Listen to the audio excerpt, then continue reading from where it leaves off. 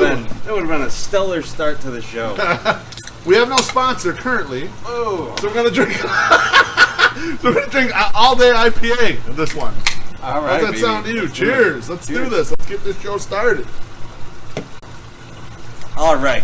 So you're probably wondering, hey, why is it only two guys? Yes. All right. So let's get that out of the way first. sure. First, we got so MSS couldn't make it today. He's got one of his beautiful daughters being baptized today. The heads of the 5 families are being murdered as we Absolutely. speak. And then we were going to have Wally Money today. Yes, we were trying to have Wally Money in the soak. Here's the thing. It's a volatile situation. With Wally Money, sometimes he's got to do Wally Money things. Yes. And when he's doing Wally Money things, there's no one to interrupt him. All right? There's no soak to interrupt him. There's nothing like that.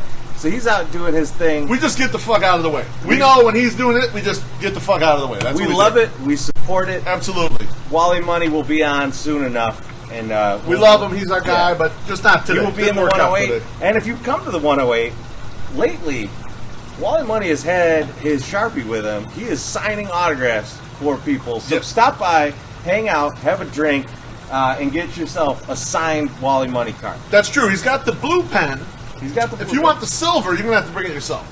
He's willing to do the silver, but he doesn't carry the silver, so you're going to have to That's fend for a- yourself on that. those are going on eBay for like $600-700. That's right, yeah. You know, well, if they have grade 9 or above, Beckett. That's absolutely correct. So as we start every week, we're going to start with the humble brag, and we have 2 this week. Unbelievable. Beefloaf, yours is first. Yours is an important one. Okay, so last weekend, I went on a bit of a... last week, I sort of went on a bit of a writing storm, and I had my last article of the week was a one-hitter, and I was sitting at my island, and it popped in my head. Our man, Mr. Right Sox, Tom Fornelli, the artist formerly known as @Not Hawk, I looked at his blog. He hadn't written a blog post since July 19th of 2017. So I put out a plea to the man. I said, we need you to write something. White Sox Twitter needs you. And we need all that right in there. We need your great take on things. We got you on Twitter and stuff. And so he responded almost immediately to the blog post with a maybe. And then today, he unloaded on us. You know He what shot one all over me, and I loved it. You know what I love? I love that he did the Hawk post. He did a post on Hawk, and it's needed. It's a needed post this year. And who better for it to come from but the guy who did the Not Hawk account for so many years? Absolutely. So awesome. Perfect. So awesome. So that's one. The other is, so we've been in a little bit of communication with one Daniel Palka. Yes. You know we're huge fans. We've been talking about this guy since he came up. We were excited when he came over from the Twins. He reached out. We reached out. Whoever reached out. Yes. But Trust in the DM. whatever happened, he ended up with some beautiful 108 T-shirts on Saturday morning or afternoon. My Sox Summer, Little Miss Shortstop, they went down there to deliver the shirts to Daniel Palmer. There's a nice picture of them on the Twitterverse, hanging out with him for a bit. My Sox Summer's a little sweaty. Oh, he was sweaty. That's what we heard, a little He sweaty. was sweaty. And then that night, the 108 went absolutely apeshit for a Daniel Palka pinch hit, which turned into the go-ahead run of the game. It was fantastic. Palka hit us up after the game on Twitter. You could go check it out. Check out the Periscope video. It's pretty fantastic. It's awesome. It's got all the shirts that were provided to him. And I just love this guy. Like, I love everything about Daniel Palka. And because of this, I'm going to skip past most of our topics for today. And I'm going to go right to a question that Simeon asked us today. Sim Possible asked us this question today. And I think it's a good idea. I also think it's a good idea. Terrific idea. What do you think of an outfield of Eloy, Palka, and Avi? This obviously means Avi is in center field. I absolutely love it. It doesn't matter. Why not? Do it. Sorry to Avi's hamstring, but I love this idea because center field is just terrible this year. You're not going to give Tilson a chance out there. Correct. You're not going to. There's no one else to bring up. You can't bring Blake Rutherford up from Single A. Luis Robert can't come up from the DL in the minor leagues. Right. You got nothing, right? And Adam Engel, I mean, seems like a nice guy, but like, I don't want him out there. We don't need it. Right? It's over. We don't need to see it anymore. Put Avi there, bring up Eloy, and let's get Palka and Eloy in the corners. I mean, that's how many home runs is that outfield? Is that 100 home That's run? That's 100 home run outfield that every day. They play every day, yeah, for sure. There's no question about it. Let's have that. When he brought they give up a lot of doubles. We know that's right. going to happen. It's going to be deficient on defense, for sure. Avi has a hard enough time with right field, let alone covering all that pasture in center field. But you got to give that up. We need the bats. We got to get the bats. I love the bats on that. I mean, think about that lineup. That's a masher lineup. You got Davidson DHing too, right? I mean, that is just. I mean, if Davidson would like to start mashing again, that'd be great, right? Yeah, he's going to come back. I feel it. I feel it in my bones. It got me thinking though when he brought that topic up and he put Avi in center field. Avi's 240 pounds. Have there been any center fielders that fat in the history of baseball? Kirby Puckett. But Kirby Puckett was short. He was like 5'8", so he was like 5'8", 210, something Kirby like that. Puckett was 5'8". If I remember correctly. Him and Ironhead Hayward were the same weight. I think they were the same weight. I'm pretty sure that's correct. I'm pretty sure that's the case. So let's get into our normal topics. Let's get into this impossible question because I love it. Yeah, that was great. I think it would be great to have Avi in center field. I think it would just be fun in general to watch the train wreck that outfield would be, but then all the dingers. The dingers would be worth it. The thing is, when he mentioned it, you and I were both like, Eureka! Yeah. How no one else talked about this before? What the fuck? Like, he said it, I don't know if he was even maybe half joking, but I was like, I'm in. I'm in for this. That's right. All right, so there's been a topic in the news lately, and it's not baseball related, That's right. but it feels like something that we're qualified to talk about. So I'm gonna bring it up. I think we're the right guys to address this. The Jimmy Garoppolo Kiara Mia situation. So Jimmy Garoppolo went on a date with Kiara Mia, and for some reason, this caused a major stir in the media. People are going apeshit about it. People are saying that he was in the wrong for doing this, because he's a public figure now. Yeah. And so we want to bring some of these things to light. I'll take your take first on it and see what. So I'll fill in the blanks. I mean, my initial thought when this came out, we have the group chat, which isn't just the 108 chat. We got other friends in there. We got Polish with Extra Onions. We got Dr. Feelgood, some other guys in there. And this came up in there, and all I could think of was Jimmy G, maybe the 13 or 14-year-old Jimmy G. He might have busted a few nuts to this lady, and then now he's a big star, and he just wants to figure out what's going on there. He just wants to see, he wants to make his fantasies reality. And I got no problem with that. Yeah. There's no issue with this at all. I'm on the same page as you, right? Because I'm thinking about 18-year-old Jimmy in his EIU dorm room, right? With the shitty Wi-Fi that you got to work with in college. He's getting some reps to JPEGs of Kiara Mia like a fucking animal, right? But now he's 26-year-old pro quarterback, and it's like, hey, I could hook up with a porn star. He's not married. He's not married, no. He's not married. He doesn't have a girlfriend. He's not stepping out on somebody. He's not beating up someone. These are all things you hear about NFL players doing. He's not doing any of that shit. He's just going out with a porn star. I think this is great. It's also just a date, to our knowledge. It's also just a date. But hey, you know what? Let the guy get some live reps. He's been on the bench a long time. That's right. Both in pornography and in the NFL. It's time for some live reps for Jimmy G. And here's the other thing. This guy is, top 15 quarterbacks in the league? Top 20 quarterbacks in the league? For sure, easily. Right? Probably easily top 10, I would say. He is a professional athlete at the highest level, right? Mm-hmm. If you're going to bang it out, wouldn't you want also a professional at the highest level? 100%. That's exactly what you want. I feel like this makes sense. I feel like this should happen more. So easy. I feel like what should happen less is these guys getting married at 22, 23, and then the disaster that comes after it. Correct. Right? Jimmy G, from the 108 standpoint, you're doing it right. That's right. Congratulations to you. And you know what? I'll be rooting for the Niners this year. Just because of that. Two things.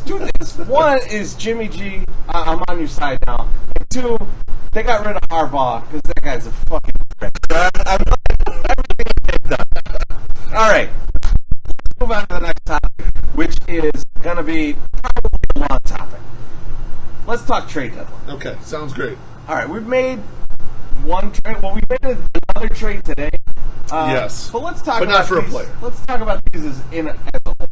Why don't you give us a little bit of your feelings on the trade so far and what you think is going to happen coming up? White Sox specific or league wide? Let's go White Sox specific All right, first. White Sox specific. The Joaquin Soria trade. A lot of people were pretty thrilled about this trade, about how it ended. I was not. I know you weren't either. Effectively, the White Sox paid about $7 million to acquire a former first-round pick who will be Rule 5 eligible next year, who looks like he's probably just going to be a loogie in the majors. I don't know that's... You didn't get much there, I don't think. And you didn't get much value for to this. explain what Beefloaf's talking about here is that the Sox, to get Soria and to get Avilan, they picked up most of Soria's contract for this year, which was about $9 million, I think. And they've paid most of it, right? Because we're almost towards the end of the season now.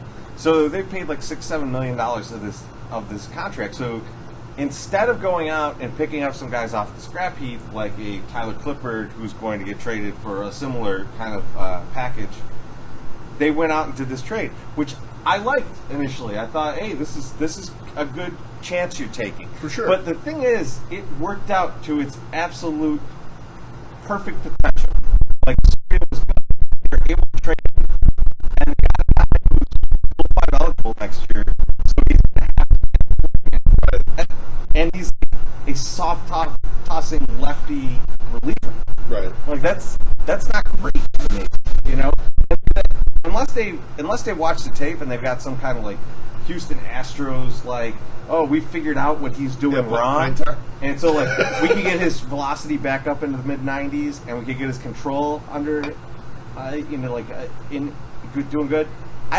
Do you believe that the Sox do that? Like, I don't believe that. Like, I've never seen it. I'm not sure. I'm not sure who they added velocity to at all. Yeah, so I mean, like, I'm a little bit disappointed in what turned out from that. I sort of read a lot of people saying the White Sox are building depth in their system.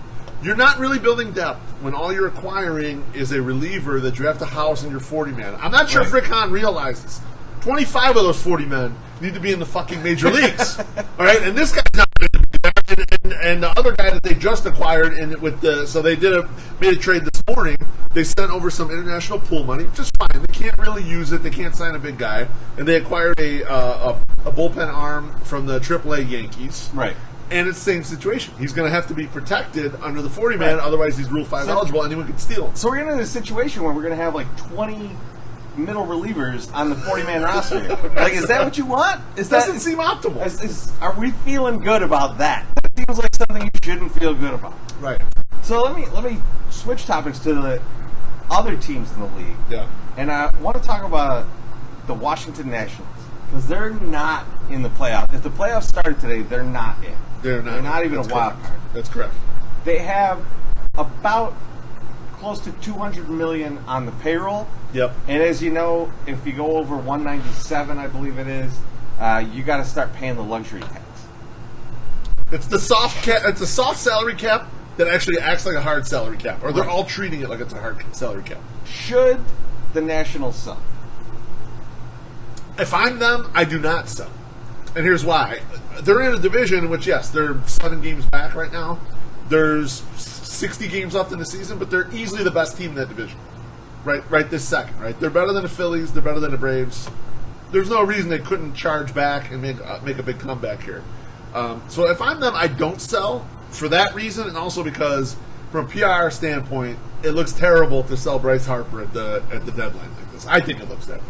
I've heard that it's difficult to re-sign a guy if you trade him, right? And I think they're looking to re-sign Harper. Right. However, I would love to see this. Like, I would love to see the Nats just go, you know what? F it. We're going to get rid of a bunch of these guys. We're going to trade off these contracts. We're going to get rid of a a Bryce Harper. We're going to get rid of a Sean Doolittle. We're going to get rid of a Gio Gonzalez and a Kelvin Herrera, who they just traded They for. just traded They just traded for him a month ago. Flip him again. We're going to get rid of a Daniel Murphy, right? That's a lot of contract that's there. A lot of guys that won't be on the team. I banked that in, by the way. That was good. A lot of guys that won't be there next year. I would love it if they just like dumped all that and got a bunch of prospects. I mean, you think about it. If they did that, they're still good next year. Oh, 100%. They're still a good team next year. Their outfield is going to be Juan Soto, Victor Robles, and Adam Eaton. And you got Michael Taylor's the fourth outfielder. That's still a really good team. That's still a great Anthony outfield. Rendon. You got a lot of good players on this squad already. You got Scherzer signed to a long deal. Strasburg signed to a long deal. Yeah, I mean, you got a quality team. Most of the guys I listed off, in fact, I think all of them are free agents after this year. So get rid of those guys, get some stuff back, build up the minor league system again, where you're just going to trade away for more top-end players. And then go, and then you have a bunch of free money, like free cap space to go and get more guys next year. It's interesting you brought this up because the only team that really does this is the Rays. The Rays have no problem trading away someone who's getting close to the end of their thing and then still being pretty good. Okay, we got enough parts here to do this. I don't know if it's the super small market, but I sort of envision the White Sox doing a similar thing as they get good. I think you're going to start seeing them peel off guys who you're like, that's one of our guys. But then they're going to slide someone up from the minors and take that guy's place. I hope so. I would like it, right? I think one of the things that you got to think about here is how do the Sox factor into these situations, right? One of the reasons I brought it up was because it's like the Nats are close to this threshold, the Giants are close to this threshold, and they're in similar situations. There's a lot of these teams that are in these situations where, hey, we're close to the luxury tax threshold or we're above it. But we also want to add to the team. Right. So how can we do that? And I think the way the Sox need to get involved in this is to go out and look for these three-way trades, right? And it would be great to have Wally money right now because to talk about three-ways are his. That's his wheelhouse. money, That's the wheelhouse for Wally so money. We're gonna have to try and navigate around the three-way without him. It's gonna be tough. It's gonna be tough. I don't know my way around these type of things. But you get some of these trades where like teams are going to try and trade these players, and to stay below the luxury tax, they need to dump off a guy. So you're dumping off a Hunter Pence or Daniel Murphy. That's right. Right? Jacoby Ellsbury. Dump those guys to the Sox, but throw them a prospect for taking on all that money. That's the kind of thing that I would like to see happen. So this week I was on the Shy Sox Weekly podcast, which actually dropped today. We recorded back on Thursday. I was on there with Brian Billick. I heard you guys are beefing. Well, we were beefing a little. Yeah, we had about a half hour beefing. Oh, once we got through beefing with Beefloaf. Beefing with the Beefloaf. Yeah, He was shows on Cable X. that was on UHF, I believe, right after Stanley Spadowski's Playhouse. It was the next show after that. I know. I watched Conan the Librarian immediately after. So anyway, we were after we solved our beef. Brian Billick and I were both talking about how we're disappointed in the White Sox reticence to get into these deals where they're basically just buying paper. Yeah. Like, they could have got in on Matt Kemp and told Matt Kemp to sit at home. I mean, NBA style buying paper. Or get on Jacoby Ellsbury, get prospects for him, just eat the money. And do that sort of thing. The only reason I don't like Ellsbury is because that displaces Avi in center field. Well, no, I don't want these guys to show up. Like, I want them to, like... You buy it and you send the guy home. That's right. You DL them or DFA them completely and just pay for the whole contract. But you get the prospects in the day, Right. And they haven't really. I mean, the Soria thing's the closest thing to that, but they got usage out of them. I'm looking for something a little more outrageous where you actually garner a big prospect, and they didn't do that. I mean, they're just trimming around the edges now with a lot of this stuff, and they're not taking, in my opinion, what might be some very important risks right now. I understood that they paid $50 million plus for Luis Robert last year, and we probably should lob that onto the current payroll, but you can do more. I mean, if you really want to compete, try some stuff. Shoot some angles here, and they're not really doing much of that at all. Yeah, you're selling us fucking $10 beers. Spend some of that money. That's right. Right? On $9. Oh, yeah, it was. This week was a little rough. You want to talk about that now or later? We'll save that for later, or you want to talk about it now? We can talk about it right now. talking about right now, our normal beer vendor, Moneymaker 39, came down this weekend. Friday was all good, but Friday was fine. We had the Corona Modelo Friday. Saturday came down with the Bud products, and today as well. And let me just tell you, man. Like, I mean, I was telling these guys before the game, you know, a Saturday of drinking Bud Heavy. Not to mention, Beef, me and you had White Castle for lunch. We did. So I had a White Castle lunch, and I drank a bunch of Bud Heavy last night. Guys, this is behind the paywall. This is the PG-13 portion of the show. I took a shit this morning that could have ended my marriage. I mean, it was like I was chopping onions. My fucking eyes were tearing up.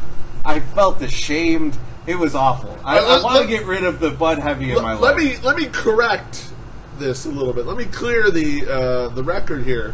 I was close to it. You creamed it, and it almost went in. Patrick Ewing should come and yell at me. You don't practice that shot. I don't practice that shot. Let me clear the air, though, on this. This morning, what you did was all Bud. Here's why. You destroyed my bathroom. Oh, yeah. That was all White Castle. That was just the tip of the White Castle iceberg. You alerted New Sox order, do not go to the downstairs bathroom. Do not use that bathroom. White Castle is not a one-trip situation. All right? You got many at-bats out of White Castle. All right, let's get back to the trade deadline. Question for you. What the fuck are the Mets doing? It's unclear, right? Because they traded Asdrubal Cabrera, which I sort of understand. There's nothing wrong with that. I have no idea why you go out and sign Austin Jackson. What exactly does Austin Jackson do for anyone who is way out of the race, who has no interest in... I mean, I'm sort of with the Keith Laws and the Joe Sheehan's of the world. The MLB needs to step in and force these guys to sell the team. Yeah, the Wilpons. The Wilpons got to be out, right? I mean, you can't be in the number one market and act like this and treat a team with premium young players, and you this is what you fucking do. And it doesn't even look like they're trying to move the ground. You want to get a King's ransom for these guys, fine, but they're not doing that either. They're how did Syndergaard contract an animal's disease? Okay, so all of this, there was the hand, foot, and mouth. Yes. Yeah. So apparently he had done some charity work with some kids. Okay. And they think that's how he contracted. Lesson to all you players out there: don't help kids. That's right. Big if true. They'll get you DL. So, I'm like very confused by them, and now they've got Cespedes on the DL for 8 to 10 months. He needs his heels shaved down. Yes, which is really crazy, weird. Yeah, I don't crazy understand situation. It so much. And so he's making like $27 million a year. Yeah. Like, so here's the situation where I'm wondering, like, can the Sox step in and just like take some guys off their hands? Right? Like, are there guys that are there that they're like, hey, we got to pay this guy $2 million. Like, we can't afford it. Because we gave all of our money to Bernie Madoff. Is there a situation where the Sox could jump in and get some? Who do you think the Sox should? I mean, a lot of the guys they have on that squad are either under control for a long time. So you've got like the rookie contract guys like Conforto and Brandon Nimmo and some of the Rosario and a bunch of these guys. Or you've got maybe Jay Bruce. I think Jay Bruce has one more year. We got 4 Jay Bruces. Exactly. Daniel Palka's a better Jay Bruce. I mean, like you don't really need a Jay Bruce. I mean, like. I don't think there's a lot there that you can. I mean, Jason Vargas. I don't want to see Jason Vargas. I'm glad he went to the NL, so I never have to look at him. I don't even like him when he was in KC, and we would beat him up. But I don't want to see that guy. Get him out of here, you know. So no, I don't think so. I don't think there's nothing there for us. I don't think so. No, I don't think so either. They're not taking on Cespedes years of that deal. I think we messed up not picking up Harvey. That was what I would have wanted. Yeah. But so nothing there. The Mets are just a cesspool. We'll just leave them to fester in the NL. They're one of the teams. If you followed our Twitter poll, where the White Sox rank organizational intelligence, they're one of the teams I would maybe put behind the White Sox in that poll. Even though I'd put the White Sox in the back 10 group. Yeah, the White Sox are at the bottom of that group. I mean, they're towards the back of that thing. They're showing making it this trade deadline. Yeah, there's no question. I think a lot of people are excited about what they're seeing so far. I think I would give the Sox a D right now for their trade deadline moves. All right, what's up next? Oh, on to the Volstad DFA. Now, some Twitter followers wanted to know, you predicted Volstad 3 ERA. Yeah. That didn't happen. Also, he's on the street. That was a bad call. That was not your best prediction. Probably not your worst. No. But not your best. Now, we talked about this last night at the game. We were having some cocktails. We're talking a little Chris Volstad. Yep. And I think I turned people back to loving Chris Volstad. Because NWI Steve gave us a little inside info on Chris Volstad. We're not going to share that here. If you want to hear this story, you got to come out to the ballpark. You got to find NWI Steve. He writes for Loop Sports. Find him, and he'll tell you this story, and then you'll like Chris Volstad more than you used to like Chris Volstad. But in the course of this, we were talking about how we were surprised to just see anyone DFA'd because Jerry is so loyal to literally everybody. Yes. And we were saying that there must be part of the deal that Chris Volstad's beer will be in the cell or the craft cave, wherever the fuck they're going at. Exactly. And next year. And I thought to myself, shouldn't Chris Volstad and his brewing company be the sponsor of this? Absolutely. Their name show should be right back here. Like he should be on this thing. thing. He could be at the back, stretching out his legs to the front with his big 6'7" body, and hanging out with us and talking some baseball. There's no question. It used to be Baderbrow back here. This is the future of Chris Volstad. Absolutely. We could definitely use him back here. Now, if you're watching this and you're a purveyor of fine brewing products, and you would like to have your name back here, you just hit us up. Actually, hit up White Sox Summer in the DMs. Yeah, he's the Don't hit guy us who's up. responsible. We will do nothing. We're just going to be drinking these. That's right. So then, what are your thoughts on Volstad? I want to get a little Volstad out of you. I tweeted literally the day before he's DFA'd that I felt bad watching. You know how you know what the Peter principle is? Mm-hmm. Peter principle is everyone ascends to the level where they're completely incompetent. He looked Peter principle. I felt bad for the guy. He's like, you do not fucking belong here. You shouldn't be here doing this anymore. And then the White Sox also felt that. So the next day, they just told him, pack your bags, get the fuck out of here. Yeah, which is unfortunate because he was just about to turn it around and get that ERA back down below 3. But I digressed. All right. Another topic. And this is a hotly contested topic right now. Yes, it is. Eloy and Kopech. Where are these guys? Yeah, why aren't they here? Why are they not in the majors? Rick Hahn made some statement that they have boxes to check. And then on Twitter, it became a huge storm. Like I tweeted out from our 108 account that one of the boxes they have to check is an extra year control. Yes. So basically, it's for money. Now, I'm not sure that that's the case. What I really was enthused about is all the people defending Hahn's decision here. It's clear that Michael Kopech is the second best starting pitcher in the whole organization, just behind Carlos Rodon. And it's pretty clear that Eloy Jimenez is the second best or best hitter in the White Sox organization. Yes. He's probably either right with or right behind Jose Abreu. Like, how many guys do you make Frank Thomas comparisons about? None. No one does. Ever. Right. And a lot of people are making these comparisons here, right? Exactly. I mean, so, like, I have no idea how these guys aren't up. It's insane. Now, I will say, I'm not very excited for Eloy to come out unless we're willing to do the Avi center field situation so that we can keep our boy Palka in the line. It's clear to us if Eloy coming up means Palka demoted, Eloy can keep his ass in fucking Charlotte. I don't know about you, but that's for me. We'll take the extra year of control. We'll take the extra year of control. I want to see Daniel Palka smash home runs every day. That's what I want to see. I mean, I want to see the outfield we talked about earlier. Yeah, I mean, Simeon laid it out there for us. That's what they should be doing That's exactly where we should go with that. Get the softball outfield out there. What the fuck? With Kopech, I feel like they're like waiting to make some kind of move at pitcher and free up a spot. But, I mean, you know what? At the end of the day, just send Giolito down. Right? I mean, like... Fake D. Elston. or a fake DL stint. Like, what are we going to do? Like, I know he's out of options if we put him down and then he's got to make the team next year, or we got to cut him. Right.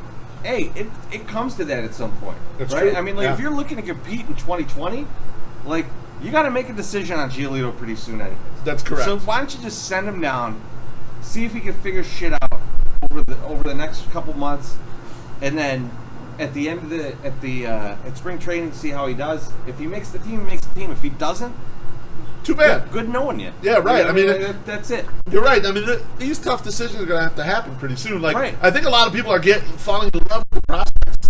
A lot of these guys ain't going to be here. A lot of these guys are going to shit out, and they're going to be no good, and they're going to be gone.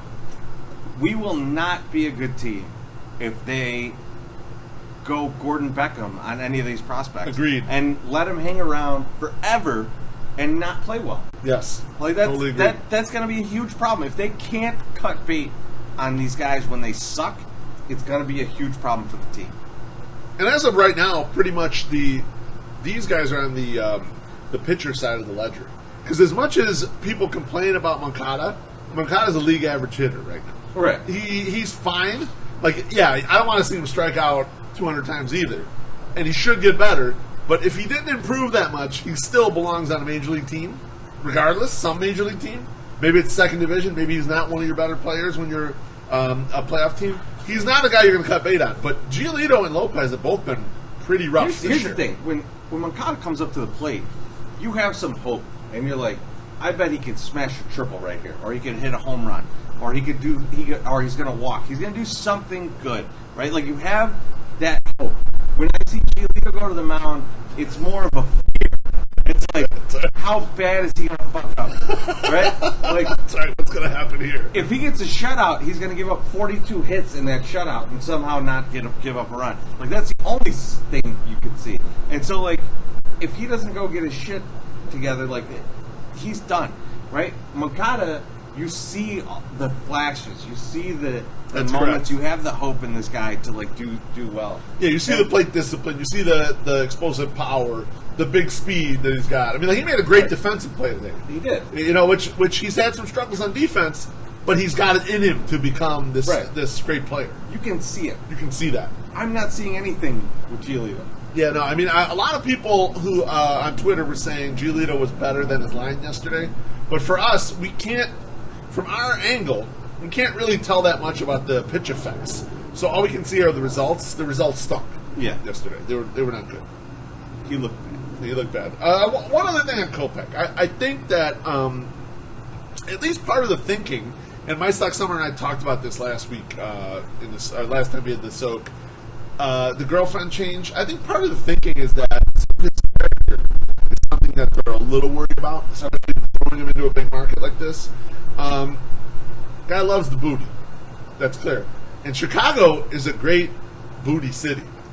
It might be a top 5 booty city in the whole world. Wow. And he's going to come up here. It's a bold claim. No, it's not a bold claim. I want to consult Uncle Luke on the top 5 booty cities. I mean, Miami's got to be in there. Probably Atlanta. I don't know all of them, but like Chicago's in the top 5. He's going to come up here, and they're afraid he's going to go rip roaring on this thing. They got to figure that out first. I think that might be the main reason. He's going to go early career Melky Cabrera. When they say control, they don't mean about his pitches. They're talking about all his whole thing. All right, you know, he may go buck wild up here. I don't know. So do you think he should start dating Kiara Mia? Is that where we're going with this? No. Okay. No. Okay. Well, let's leave that to Jimmy G. Jimmy G's doing work. Yeah, he's doing work.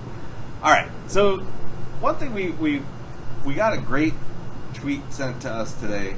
It was pretty incredible. It was from the Hall of Fame. Yep.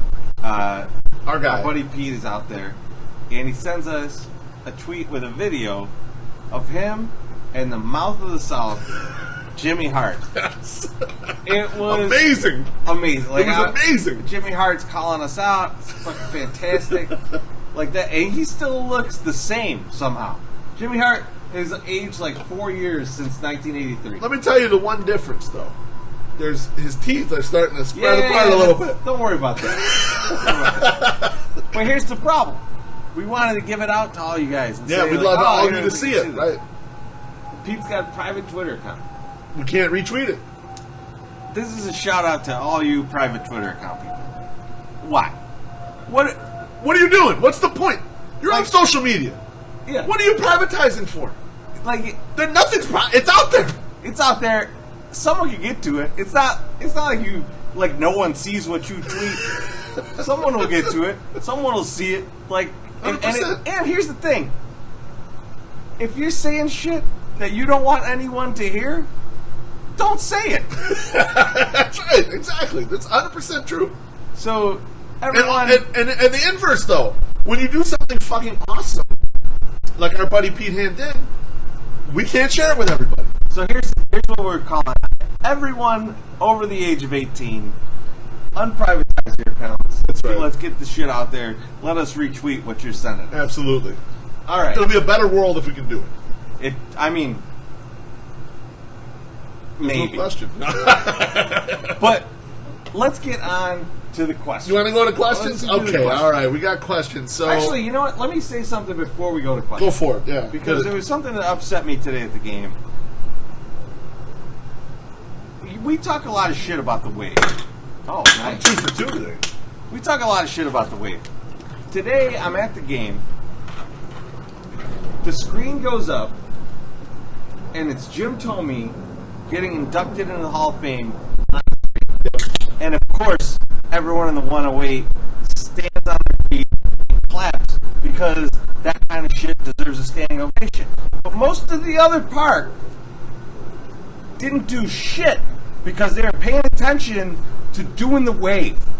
You missed Jim Thome getting inducted to the Hall of Fame because you're doing the fucking wave. What's wrong with you? What the fuck is wrong with you people? All right, sorry for that interruption. Can I dovetail in the Jim Get it, Thome thing? get it. Okay, so Andrea Thome, his wife, she's the author. She's 108 thick, baby. Oh, I'm not saying. I'm just saying. It's nice looking lady. You know, like I know some of you out there, maybe Twitter friends or whatever. She's a good looking lady. There's no question. And it's sort of in our, it's like our wheelhouse. It's our crew's wheelhouse. So shout out to Jim Thome doing work. Oh, I mean, he had bat skills for many years. So this is the least. That's what he's known for. Least surprising shit ever. All right, you want to go to questions? On to the questions. I'll go to questions. Okay, so our guy, who for me is on our top 5 list of Twitter people we have not yet met, Juan Uribe's Cup, wants to know what are our favorite luncheon meats. So Chorizy-E, so you go first, baby. Let me throw this out because Wally gave us his favorite. He did before he absconded into the abyss. But he said turkey. Well, all right. The reason why he said turkey is because Bobble Jim, right, deals in turkey. He's a turkey dealer, right? You guys know a blackjack dealer, right? He's a turkey dealer. He spreads them out there. He'll double down with you with the little turkey. I mean, that's what he does. That's his trade. Turkey's fine. I'm not a big fan. You know what I'm a fan of? It is as a simple meat, but I love it. Ham. Ham is an underrated meat. And you know why ham's an underrated meat? Because bacon's stealing all the fucking pig thunder. I love bacon, but bacon's a sideshow. Ham is a real deal main attraction. I go for a little homemade super side. We're gonna get into the Italian It's meat. not a lunch meat. No one makes a sandwich a super side. Of Makes course, a super side sandwich. Of course, we want a big pepperoni and super side sandwich. That's not a fucking thing. That doesn't count. Sorry, people are yelling at us from the streets. Some random lady just ran in, started yelling about super side. I'm a ham guy, and I think bacon is giving ham a bad name. Ham needs to make a comeback. I'm all in on ham. Now, let me ask you a question. Now, ham has a bunch of different treatments. Oh yeah, there's like the honey baked ham, and then there's a lot of different hams. So you have a specific ham preference, with the exception, okay, of the mustard thing ham. Yeah, that's no thanks. I don't want no mustard. right? Yeah, you don't need You mustard. give me some on honey that. baked, or you give me like a straight up ham, or you give me like some Serrano ham, like that Spanish ham. No, that's the dope that's shit. good. That's good. They're all good. Stuff. Yeah, They're all good. Agreed. Ham the shit up. Keep the mustard to your fucking self. I'm in. Thing about ham is There's a bee in the don't need- tub. It is weird. It tried to kill you. I think. It was trying to assassinate you. That bee is going to be my favorite lunch meat in just a minute. What's interesting is Chorizy-E's free now, but that bee tried to assassinate him. So we don't know who said it. Still flying. We got to watch out about that. We're not sure. I agree with you. Ham is great, and ham doesn't need to be in a sandwich. You just grab a hunk of ham and take that shit down. You can roll ham around one of those cheese sticks that you're supposed to peel off. There's no Just question. roll a ham around that. That's a meal. That is a meal, right? That's a nice road trip. I mean, 42 of them is a meal. I mean, it's you know what I mean. okay, so I can't. I'm not going turkey. I mean, turkey's fine. Actually, I love Thanksgiving turkey. Right. But as far as lunch meat, it's a weak meat. I'm not going with turkey. It's a weak lunch meat. No one's going turkey, right? I mean, I'm upset at Wally about that. Okay, I mean, like, I'm more upset about that he chose turkey than that he didn't join us today. He should have joined us, but the turkey thing's worse than that. No offense, Bobble Jim. We love you, Bobble Jim, and we hope you sell tons of turkey. Ham's good, but no, I'm not into ham. It's tough for me to make a decision between salami or gabagool. I don't know. I like the Italian stuff. I like the. I don't even know what the I like second one was. I like the spicy, sort of flavorful meats. I'll go salami because I think salami is something that I could just peel off some slices of salami and put it in 2 pieces of bread. No anything else, and I'm so satisfied with that. I love that. You said no bread. It makes me think that you're taking full salami out. Just shoving it into your mouth, full salami style. Okay, shout out to Johnny Nani. If he brings a full-size salami to the next Sox on 35th tailgate, I will eat off of it. I will just chew right into the full-size salami and eat in front of everybody. I don't fucking doubt that for a second. You want to move on to the next Let's question? get the next Okay, question. next question is, it is from Johnny Nani, actually. He said, Oh, yeah. which White Sox will be the next Hall of Famer? Chorizy-E. I mean, he's playing right now. He's not playing for the White Sox. I think Chris Sale is our next Hall of Famer. I have no doubt. There's no one who's retired from the Sox recently that is a Hall of Fame caliber player. I know a lot of people want Paul Konerko to be there. Yeah, it's not. I don't think Paul Konerko is a Hall of Fame player. He's a all-time great White Sox, Yes. but he is not an all-time great MLB player. I totally agree. I love Paul Konerko and I love Mark Burley, and I enjoyed watching them play their entire career, and they brought me great joy. They're not Hall of Famers. Right. I don't agree with you. I don't think Chris Sale is the next White Sox Hall of Famer. Wow. I'll tell you who is. Who is the next White Sox? I missed something.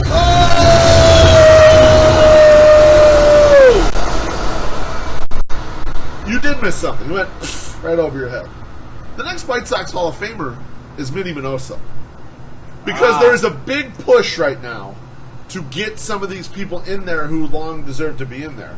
Minnie deserves to be in there on numbers alone, but then when you also bring in the fact that he broke the color barrier for us lighter-skinned colored people, it's a no-brainer. Yeah, he's a Latino Jackie Robinson, and that should be recognized, but it doesn't need to be recognized. His numbers are good enough to put him in the Hall of Fame regardless. And so I think there's going to be some push in the next couple of years to do that, to make that right. So I got one more for you who's going to be eligible, I think, in the next year or so. Or maybe he's already eligible.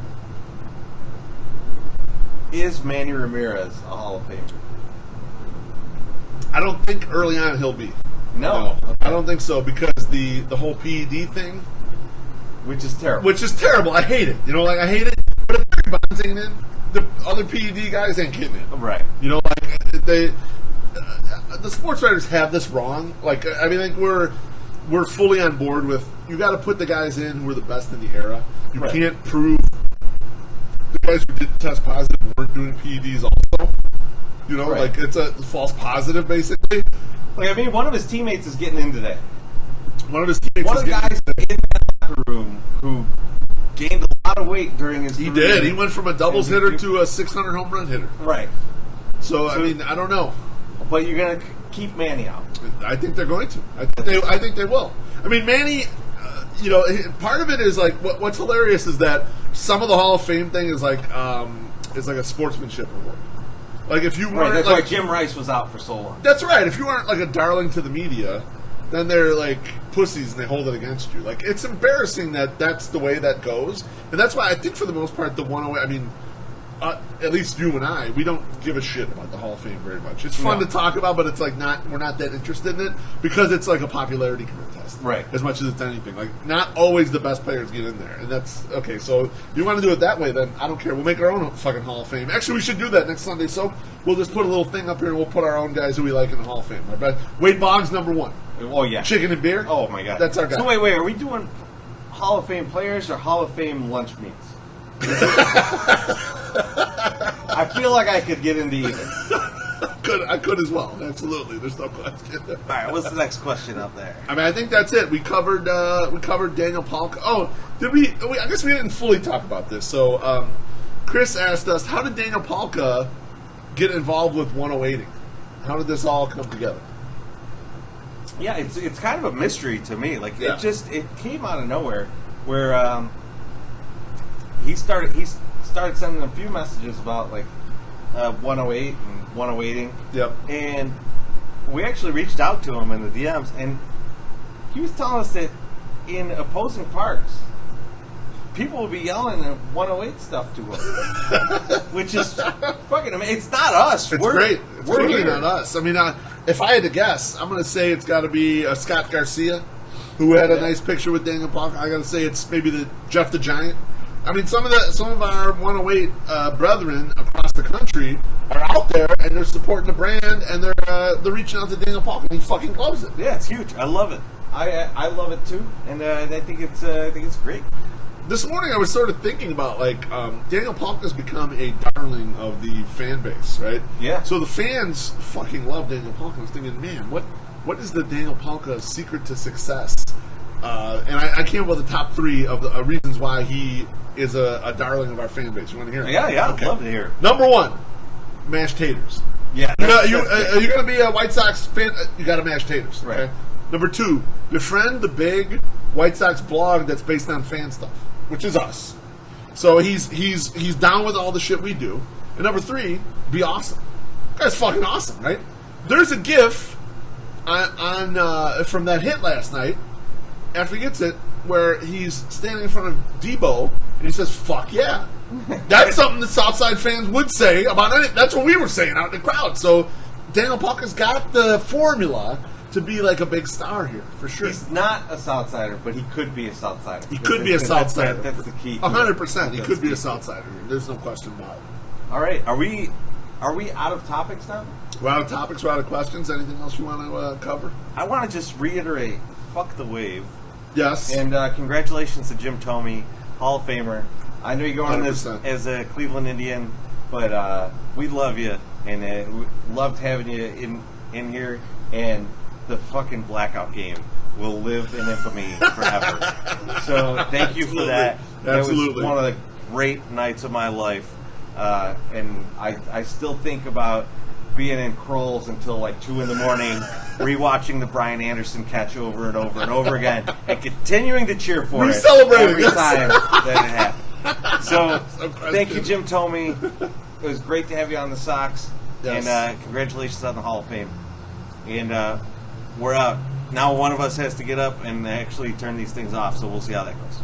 We'll see. I mean, we'll just leave that there. Just leave it. We're just gonna just watch go us in the tub for like 4.5 hours. Turn the jets on. We'll just go to sleep. You know.